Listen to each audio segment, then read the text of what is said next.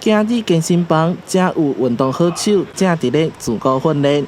若是甲运动器材兼项目翻成台语，真侪人可能拢袂晓念，所以也正特别设计字卡，互校员平常运动的时阵会当顺续练习讲台语。二头肌弯举，秋豆香奥举重，嘛是有一个专有名词叫做亚脚练。咱职业场合拢已经惯是讲华语啊，所以我就想讲，咱把这专有名词的台语甲找出来，甲整理起来，互咱伫职业场合这种所在嘛会当讲台语。单纯感觉台语爱传承，台南基本款协会发起一场中现台语社会运动，跟小吃店、咖啡厅等无同店家合作，推出台语菜单。我想讲店内有一个台语的菜单的话，能够增加大家对台语的一种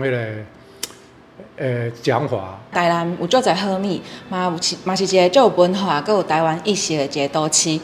用好料来学台语，其实应该足趣味的。要甲台语生活化，为这的开始，一间开了30档的面店，为店名原因就是台语，斗阵食面。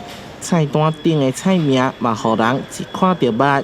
简单的肉臊大面、便是汤，为点餐过程甲台语自然的讲出嘴。较早我拢是讲嘛，就是甲人家讲台语点菜，我看可能人客来讲来坐，今要食啥，结账的时阵算数安尼。即摆有台语菜单，就是当看顶悬的字，佮有迄个拼音去知影即个字。面店头家本身嘛有乐团，常参与表演。专出台语歌，跟台南基本款协会的目标同款，只有愈来愈侪人伫生活当中使用台语这个语言，才会当互定。